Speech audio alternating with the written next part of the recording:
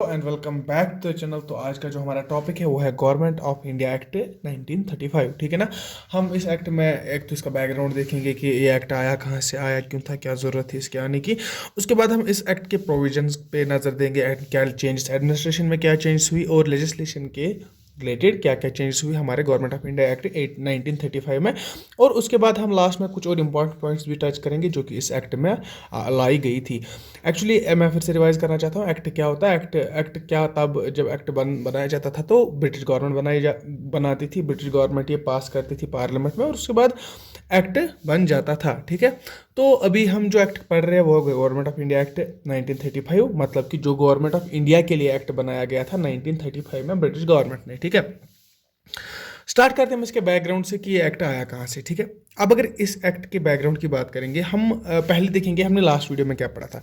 Last video में हम ने पढ़ा था गवर्नमेंट ऑफ इंडिया के 1919। हाँ सर, हमने गवर्नमेंट ऑफ इंडिया के 1919 पढ़ा था, इसके प्रोविजंस पढ़े थे। हाँ सर, अभी तो मैं फिर से नहीं पढ़ा रहा, या जिसको हम मॉन्टेगो केम्स रिफॉर्म्स भी बोलते हैं, ये हमने लास्ट वीडियो में पढ़ा।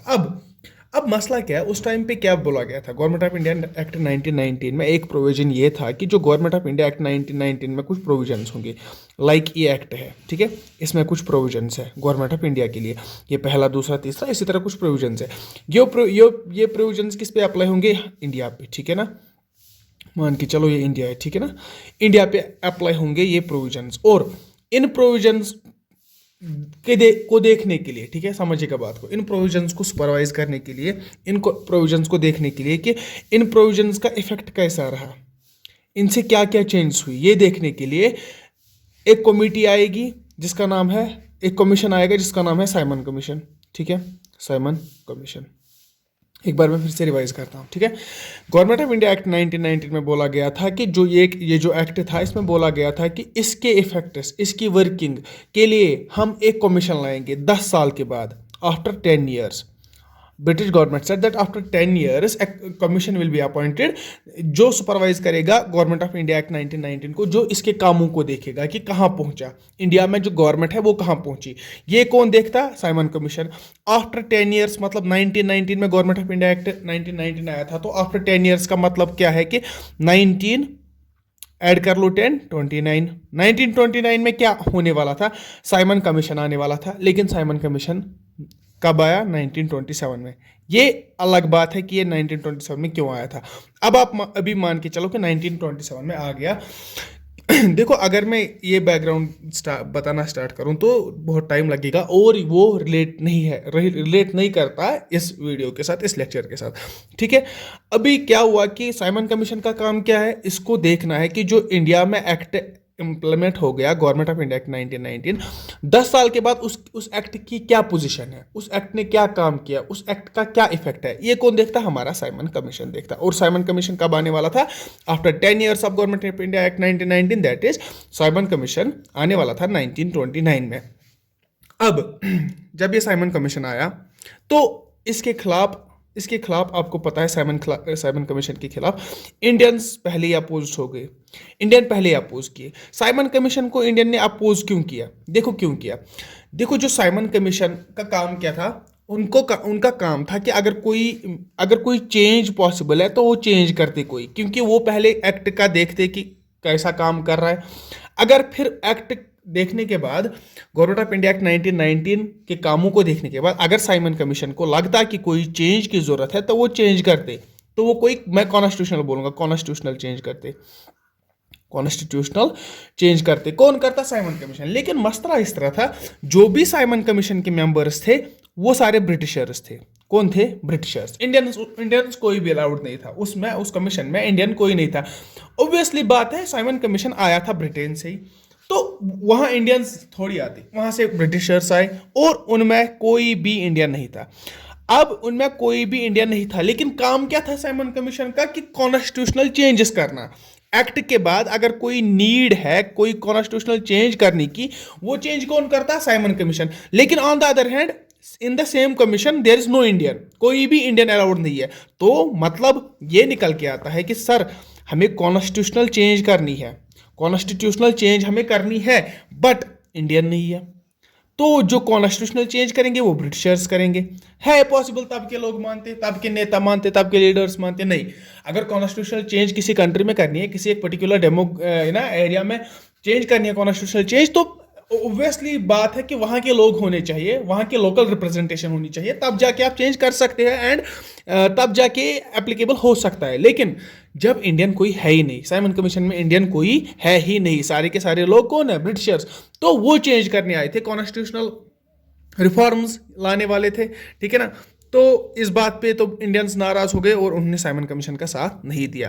तो ब्रिटिशर्स ने क्या बताया? अब ब्रिटिशर्स भी ये देख रहे हैं, ब्रिटिशर्स ने बताया, ब्रिटिशर्स ने इंडियंस को बताया, ये ब्रिटिशर्स है, ब्रिटिश गवर्नमेंट है, ब्रिटिश गवर्नमेंट ने बताया कि आप एक काम करो, आप बोल रहे हो कि कॉन्स्टिट्यूशनल रिफॉर्म्स अगर लाने हैं तो साइमन कमीशन में इंडियंस होने चाहिए।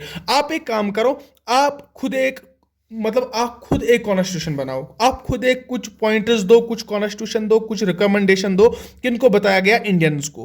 ब्रिटिश गवर्नमेंट ने इंडियंस को बताया कि आप खुद हमारे लिए एक तो हमारी रिकमेंडेशन है, देखो हम ब्रिटिश गवर्नमेंट ने बताया हम कॉन्स्टिट्यूशनल चेंजेस करेंगे, कॉन्स्टिट्यूशनल चेंजेस करेंगे on the recommendations of Simon commission. एक तो साइमन कमीशन क्या बोलेगा, दूसरा हम देखेंगे कि इंडियंस क्या बोल रहे हैं, ठीक है ना। और उसमें तीसरा इंक्लूड किया गया फिर नेहरूज 14 पॉइंट्स, वो मैं बाद में बताऊंगा, अभी हम इंडियंस की बात करेंगे। अब ब्रिटिश गवर्नमेंट ने बताया कि चलो ठीक है, आप भी अपना कॉन्स्टिट्यूशन एक बना के दो, आप भी अपना कॉन्स्टिट्यूशन दो, ताकि ब्रिटिश गवर्नमेंट को पता चले कि इंडियंस डिमांड क्या कर रहे हैं, क्या चेंजेस होने चाहिए कॉन्स्टिट्यूशन में, ये भी ब्रिटिशर्स को पता चले। तो इंडियंस इस पे एग्री हो गए और उन्होंने बताया कि चलो ठीक है, हम अपना एक कॉन्स्टिट्यूशन बनाते हैं। लाइक इट वाज नॉट कि वो कॉन्स्टिट्यूशन जो एप्लीकेबल होगा, ये बस एक इंडियंस की रिकमेंडेशन थी। ये जो इंडियंस कॉन्स्टिट्यूशन बनाए थे, ये एक रिकमेंडेशन थी, same as like Simon commission एक रिकमेंडेशन देता, साइमन कमीशन एक रिकमेंडेशन देता, इंडियंस एक रिकमेंडेशन देते, और उसके बाद नेहरू के 14 पॉइंट्स, उसमें ये इंपॉर्टेंट है, नेहरू के 14 पॉइंट्स। अब नेहरू के 14 पॉइंट्स की मैं देखो, जो नेहरू है वो हमेशा से ही सोचता था कि जो इंडियन लीडर्स है, जो इंडियन नेशनल कांग्रेस के बाकी लीडर्स है, जो उस टाइम पे लीडर्स थे, वो मुस्लिम्स को उतना पिकअप नहीं करते थे, उनकी बात नहीं पहुंचाते थे आगे। तो नेहरू ने भी अपने 14 पॉइंट्स दिए, जिसमें उन्होंने कुछ स्पेशल प्रोविजंस मुस्लिम्स के लिए रखे थे। अब ठीक है, अब बात क्या है, हम कहां पहुंचे? हम इधर पे पहुंचे कि कॉन्स्टिट्यूशनल चेंजेस होने वाली है। लेकिन कॉन्स्टिट्यूशनल चेंजेस किस बेसिस पे होगी? एक तो साइमन कमीशन की रिकमेंडेशन पे होगी, दूसरा सर होगी इंडियन रिकमेंडेशन या इंडियन कॉन्स्टिट्यूशन जो इंडियंस बनाएंगे, और तीसरा नेहरू के 14 पॉइंट्स। यही तीन को डिस्कस करने के लिए, क्या हुआ कि एक राउंड टेबल कॉन्फ्रेंस, एक नहीं 3 राउंड टेबल कॉन्फ्रेंसेस हुई, ठीक है, 3 round table conferences, important point है। 3 राउंड टेबल कॉन्फ्रेंसेस हुई, ठीक है। कब हुई 3 round table conference? From 1930 to 1932। इस बीच इन 2 सालों में 3 राउंड टेबल कॉन्फ्रेंसेस हुई।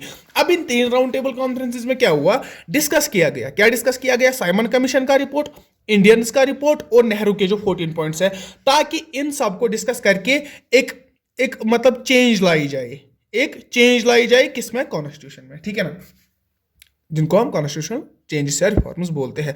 अब जो 3 राउंड टेबल कॉन्फ्रेंसेस हुई, मैंने क्या बताया? मैंने बताया 1930 से 1932, मतलब 2 सालों में हुआ। अब जब इसके बाद क्या हुआ? अब जब राउंड टेबल कॉन्फ्रेंसेस हुई, उसी के बाद हमारा आ गया, राउंड टेबल कॉन्फ्रेंसेस के बाद आ गया हमारा गवर्नमेंट ऑफ इंडिया एक्ट 1935। क्यों? अब देख सकते हैं 1932 तक राउंड टेबल कॉन्फ्रेंसेस ही चल रही थी।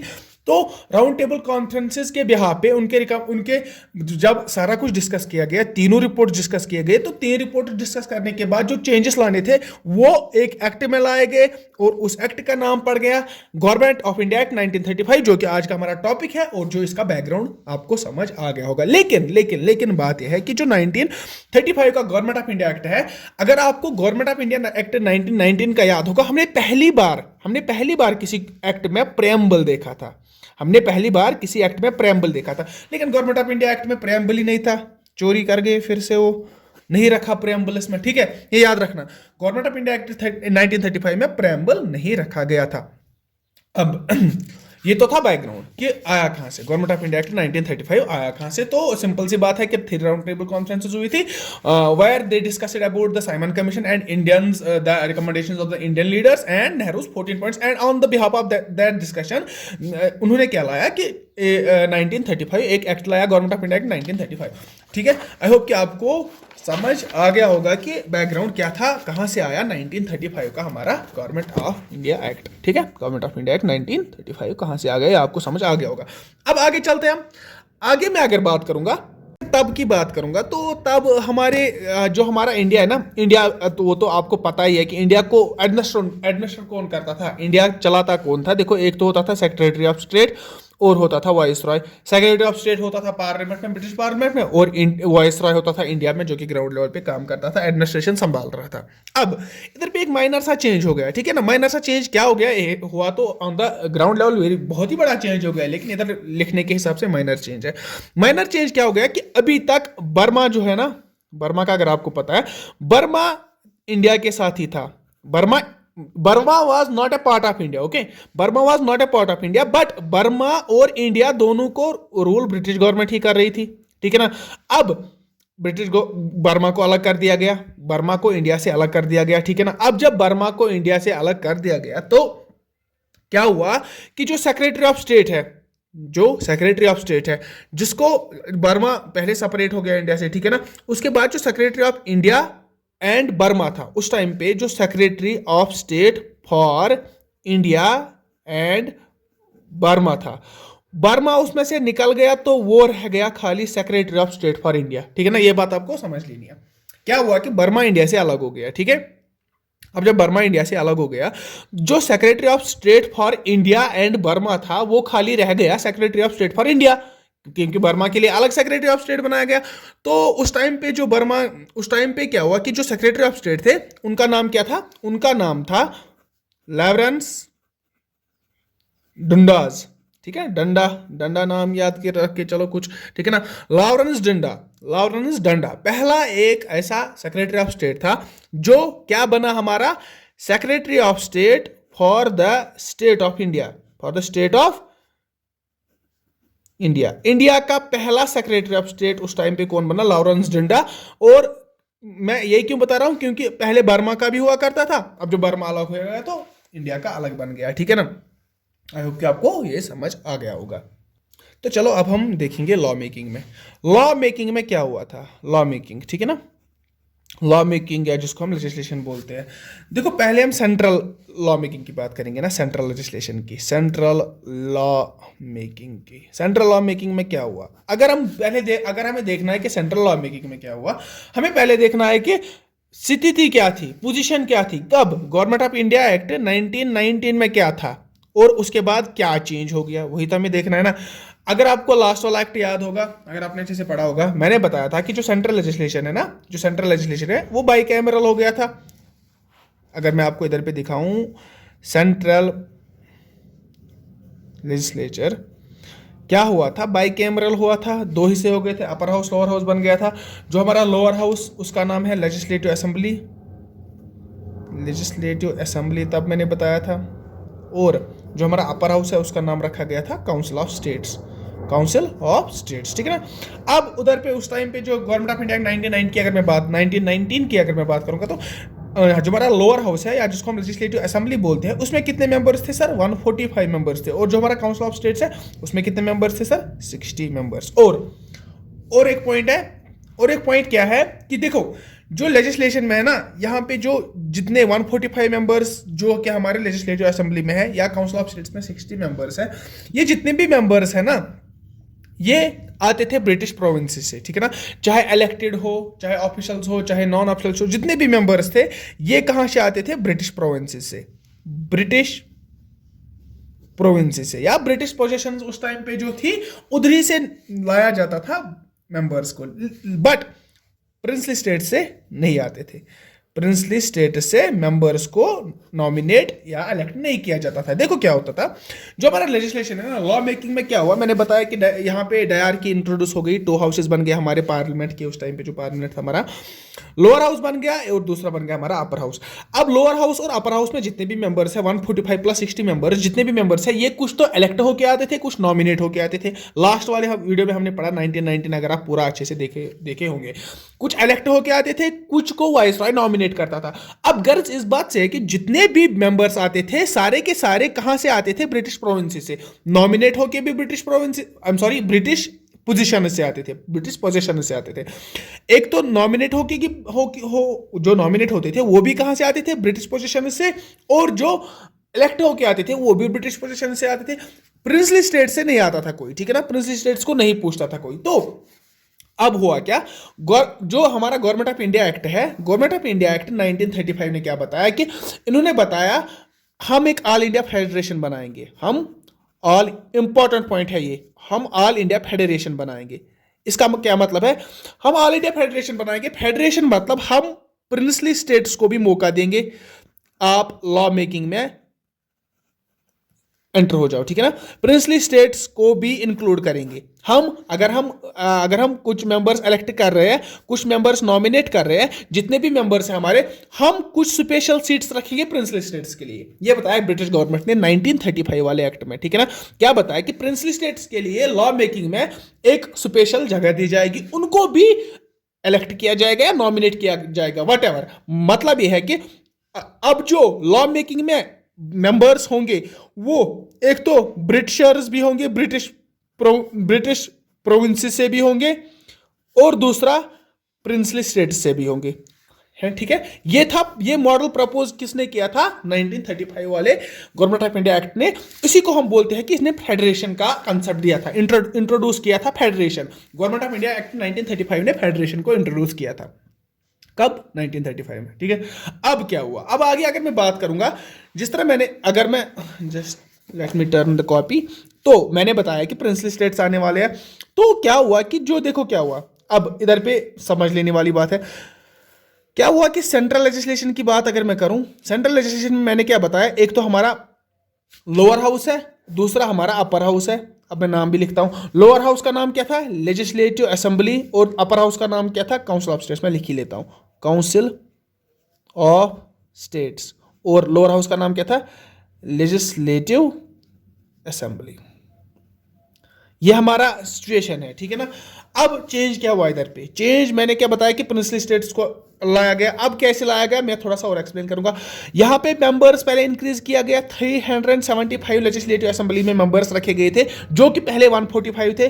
और काउंसिल ऑफ स्टेट्स में कितने मेंबर्स थे, 60, और काउंसिल ऑफ स्टेट्स में यहां पे 1935 में 260 लाए गए। बहुत ज्यादा मेंबर्स इंट्रोड्यूस किए गए हमारे लेजिस्लेशन में। अब बात है कि ये सारे मेंबर्स कौन थे, एक तो ये रिकमेंड किया गया था कि हम किसको लाएंगे, प्रिंसली स्टेट्स को। ब्रिटिश प्रोविंसेस से तो पहले ही आते थे, अब प्रिंसली स्टेट से भी आएंगे। अब किस तरह आएंगे, इस तरह आएंगे, जो लेजिस्लेटिव असेंबली है ना, जिसको हम लोअर हाउस बोलते हैं, इसमें 125 सीट्स रिजर्व की गई प्रिंसली स्टेट्स के लिए, जो कि अभी तक नामो निशान नहीं था किसी इनका।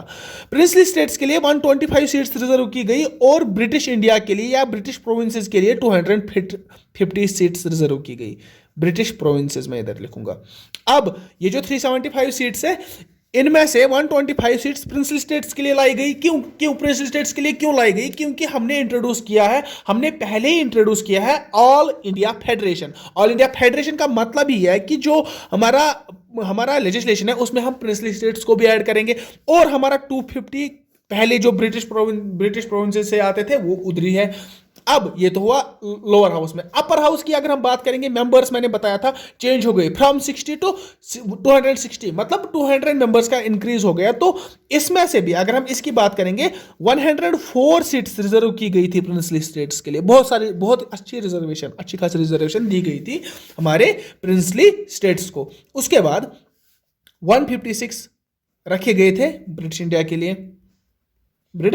इंडिया के लिए। और इनको, मतलब जो प्रिंसली स्टेट्स है, जो उनके वहां के राजा थे, प्रिंसली स्टेट्स क्या होते थे, प्रिंसली स्टेट जहां राजाओं का रोल होता था, और ब्रिटिश प्रोविंसेस जहां ब्रिटिश का रोल होता था। लेकिन टेरिटरी तो एक ही थी ना, देखो टेरिटरी तो इंडिया थी ना। अब यहां पे प्रिंसली स्टेट्स भी थे, अब यहां पे ब्रिटिश पोजेशंस थे। प्रिंसली स्टेट्स मतलब जहां राजा रूल कर रहे थे, ब्रिटिश प्रोविंसेस मतलब जहां पे ब्रिटिश गवर्नमेंट रूल कर रही थी। अब जब लॉ मेकिंग कर रही थी, इंडिया की लॉ मेकिंग करनी थी, इसमें प्रिंसली स्टेट्स भी आते थे, इसमें ब्रिटिश पोजेशंस भी आते थे। तभी ब्रिटिश गवर्नमेंट ने यह ठीक समझा कि हम प्रिंसली स्टेट्स को भी मौका देंगे, तो उन्होंने ऑल इंडिया फेडरेशन बनाई। आई होप कि आपको ये चीजें समझ आ गई होंगी। तो ये तो था हमारा लेजिस्लेशन का क्या हाल था, ठीक है ना। अब लेजिस्लेशन में एक ही मेजर पॉइंट है कि ऑल इंडिया फेडरेशन को इंट्रोड्यूस किया गया था, जो प्रिंसली स्टेट्स है उनको भी रिकमेंड किया गया था कि उनको उनके लिए भी सीट्स रिजर्व की गई थी, ठीक है ना, प्रिंसली स्टेट्स के लिए। तो आई होप कि आपको ये भी समझ आ गया होगा। तो हम मूव करेंगे अपने नेक्स्ट पॉइंट पे, ठीक है ना। नेक्स्ट पॉइंट क्या है हमारा? नेक्स्ट पॉइंट हमारा है कि जो देखो, अगर मैं बात करूं, अगर मैं गवर्नमेंट ऑफ इंडिया एक्ट, अगर मैं पहले मैं पॉइंट ही बताऊंगा, ठीक है, उसके बाद मैं एक्सप्लेन करूंगा पॉइंट को। पॉइंट ये है कि जो गवर्नमेंट ऑफ इंडिया एक्ट 1935 है, उसमें क्या गया था कि डायरकी, लास्ट वाले वीडियो में हमने डायरकी समझा क्या है। डायरकी मतलब double government, double government introduce की गई थी। इसको मैं इधर पे डबल गवर्नमेंट भी लिखूंगा आपके लिए। डबल गवर्नमेंट इंट्रोड्यूस की गई थी हमारे कहां पे? अगर हम देखो देखो पहले मैं बात करूंगा यहाँ पे, पहले देखो डायर की जो इंट्रोड्यूस हो गई थी ना, गवर्नमेंट ऑफ इंडिया एक्ट 1935 में क्या हो गया कि डायर की इंट्रोड्यूस हो गई। अब डायर की क्या है? डायर की means double government. Double government हमने 1919 वाले वीडियो में अच्छे से समझा। अब 1919 में, अब अगर हम गवर्नमेंट ऑफ इंडिया एक्ट 1919 की बात करेंगे, उधर पे भी तो डायर की इंट्रोड्यूस हो गई थी। सर ये क्या बोल रहे हैं आप? मैंने बताया कि गवर्नमेंट ऑफ इंडिया एक्ट 1935 में डायर की इंट्रोड्यूस हो गई। आई एम सॉरी, 135 लिखा है। गवर्नमेंट ऑफ इंडिया एक्ट 1935 में डायर की इंट्रोड्यूस हो गई। लेकिन कल वाली वीडियो में मैंने बताया कि गवर्नमेंट ऑफ इंडिया एक्ट 1919 में डायर की इंट्रोड्यूस हो गई थी। ये तो मैंने कल भी बताया। अब क्या सर दो बार क्या इंट्रोड्यूस हो गई? सर पहले जो डायर की इंट्रोड्यूस हो गई थी वो हो गई थी हमारी प्रोविंशियल लेवल पे। कहां पे? प्रोविंशियल लेवल पे, प्रोविंसेस में जो लॉ मेकिंग है उधर पे डायर की इंट्रोड्यूस हो गई थी। और यहां पे हमारे सेंट्रल लेवल पे डायर की इंट्रोड्यूस हो गई। क्या हो गई? सेंट्रल लेवल पे डायर की इंट्रोड्यूस हो गई। अब अगर आप इसको और डिटेल में समझना चाहते हैं, मैं आपको बस जस्ट एक मिनट में दिखाना चाहता हूं। सेंट्रल लेजिस्लेशन का क्या हाल था कि लॉ किस पे बनाए जाते थे। अगर उस टाइम के, अगर हम लॉ सब्जेक्ट्स की बात करेंगे, जो मैंने कल सब्जेक्ट्स का बताया था आपको, कि जो सेंट्रल लेजिस्लेशन में सब्जेक्ट्स थे ना जिसपे लॉ बनाना था, अगर आपको नहीं समझ आ रहा है आप पिछली वाली वीडियो जरूर देखें।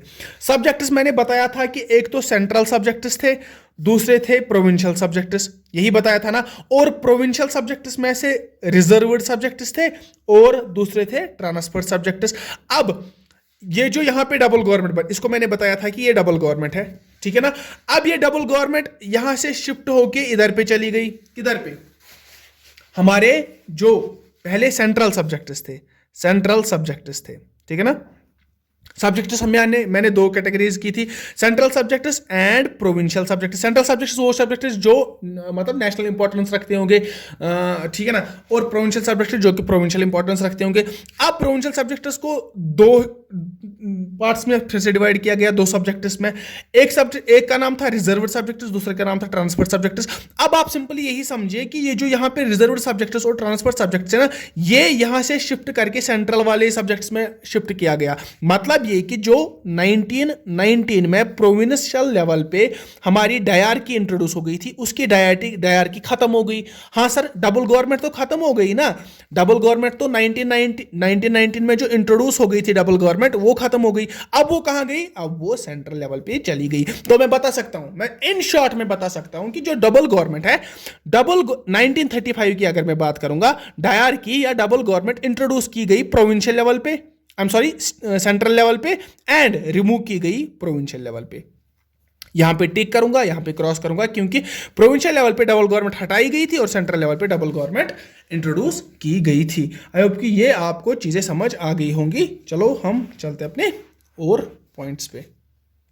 अभी चलने से पहले मैं बताऊं कि जो प्रोविंशियल लेवल पे अब डबल गवर्नमेंट नहीं बची ना, इससे क्या हुआ कि सेंट्रल गवर्नमेंट को बताया गया कि आप प्रोविंसेस पे मतलब टोटली इंटरफेयर मत कीजिए। प्रोविंसेस क्या करेंगे, प्रोविंसेस क्या लाभ बनाएंगे, आप उसके साथ कोई भी टच नहीं रखेंगे। प्रोविंसेस को ऑटोनॉमस बना दिया गया। जिस तरह आज तिब्बत चाइना का एक ऑटोनॉमस पार्ट है, उसी तरह प्रोविंसेस जो हमारे हैं उनको क्या ऑटोनॉमस बनाया गया था। तो अब आगे चलते हैं हम और पॉइंट्स की तरफ। नेक्स्ट पॉइंट हमारा है कि जो गवर्नमेंट ऑफ इंडिया एक्ट है ना, जो गवर्नमेंट ऑफ इंडिया एक्ट 1935 है, इसमें क्या गया था कि इंपॉर्टेंट पॉइंट है, मोस्ट इंपॉर्टेंट पॉइंट है, रिकमेंड किया गया था कि फेडरल कोड बनाओ, फेडरल कोड बनाया जाए, फेडरल कोड बनाया जाए, ऐसी रिकमेंडेशन दी थी गवर्नमेंट ऑफ इंडिया एक्ट 1935 ने, ठीक है ना। अब फेडरल कोड क्या है? अब फेडरल कोड इसलिए बनाया था ताकि जो स्टेट वर्सेस स्टेट कॉन्फ्लिक्ट्स होते थे, या स्टेट वर्सेस फेडरेशन या फेडरल गवर्नमेंट जो भी कन्फ्लिक्ट्स होते थे उसके लिए एक फेडरल कोर्ट की रिकमेंडेशन दी 1935 में। किसने? गवर्नमेंट ऑफ इंडिया एक्ट 1935 में एक रिकमेंडेशन ये भी थी कि फेडरल कोर्ट बनाया जाए इंडिया में, और सेम हुआ भी फेडरल कोर्ट एस्टेब्लिश किया गया। कब किया गया? ये इंपॉर्टेंट है। रिकमेंड किया गया 1935 में और 1937 में बनाया गया। फेडरल कोर्ट बनाया गया। कहां पे बनाया गया सर? दिल्ली में। फेडरल कोर्ट दिल्ली में बनाया गया था। अब और एक इंपॉर्टेंट पॉइंट है, उसके बाद 1950 में क्या होता है कि इसी फेडरल कोर्ट का नाम चेंज होता है सुप्रीम कोर्ट ऑफ इंडिया। ठीक है ना? इसी फेडरल का कोर्ट का नाम चेंज होकर आता है हमारा सुप्रीम कोर्ट ऑफ इंडिया। पहले क्या बनाया गया था? गवर्नमेंट ऑफ इंडिया एक्ट 1935 में एक रिकमेंडेशन दी गई थी कि आप फेडरल कोर्ट एक बनाए जो कि स्टेट वर्सेस स्टेट कंफ्लिक्ट अगर हो जाएंगे, स्टेट वर्सेस फेडरल गवर्नमेंट अगर कंफ्लिक्ट हो जाएंगे, वो उसको सॉल्व करेगा वो कोर्ट, उसको हम नाम देंगे फेडरल कोर्ट। ये रिकमेंडेशन दी गई थी गवर्नमेंट ऑफ इंडिया एक्ट 1935 में। उसके बाद 1937 में, after 2 years of the implementation of the government of India act 1935, after 2 years in 1937 federal court of India was established. I am sorry, federal court was established in Delhi, and after then it was changed. Federal Court of Delhi was renamed to Supreme Court of India in the year 1950। ठीक है ना? तो आपको ये supreme court की थोड़ी सी history भी इधर पे पता चल गई। ठीक है ना? और उसके बाद क्या हुआ था? और एक पॉइंट हमारा जो गवर्नमेंट ऑफ इंडिया एक्ट 1935 में है कि उसके बाद आरबीआई की भी एस्टेब्लिशमेंट हो गई थी। आरबीआई की भी एस्टेब्लिशमेंट हो गई थी। और अगर हम बात करेंगे government of India act government of India act 1935 के में जो हम पढ़ रहे हैं, ये एक लेंथिएस्ट एक्ट था। ठीक है ना? लेंथिएस्ट एक्ट जिस तरह इसमें क्या था अगर हम बात करेंगे, इसमें 321 सेक्शंस थे। ठीक है ना? कितने सेक्शन? जिस तरह हमारे कॉन्स्टिट्यूशन में आ जाए 321 सेक्शंस इसमें थे, 14 पार्ट्स इसमें थे एंड 10 शेड्यूल्स इसमें थे। ठीक है ना? ये था हमारा government of India act 1935। I hope कि आपको ये वीडियो अच्छी लगी होगी। हाँ, लिटिल बिट ड्राई है, मैं समझ सकता हूं कि ये थोड़ा सा ड्राई पोर्शन है, लेकिन हम नहीं चाहेंगे कि हमें कोई क्वेश्चन छूटे। अगर जो कि एसएसबी कहीं से भी या एसएससी कहीं से भी टारगेट करेगा ना, हमें पढ़ के होना चाहिए, अपने पास होना चाहिए। बाद में देखेंगे कि क्वेश्चन क्या पूछा जाएगा। और अब हम डायरेक्टली हम कॉन्स्टिट्यूशन पे जल्द ही पहुंचने वाले हैं। हम 1947 का गवर्नमेंट ऑफ इंडिया एक्ट अगर हम पढ़ेंगे, देखेंगे, मैं देखूंगा कि क्या बेटर रहेगा। Thanks for watching this video. अगर आपको ये वीडियो अच्छी लगी तो आप लाइक कीजिएगा। मेरे एफर्ट्स अगर आपको अच्छे लगते हैं तो प्लीज़ आप लाइक कीजिएगा, कमेंट कीजिएगा इस वीडियो को एल्गोरिथम फॉलो करने के लिए, ताकि हम भी लिटिल ग्रो अप हो जाए। Thanks for watching this video and good bye, take care all of you. खुदा हाफिज़।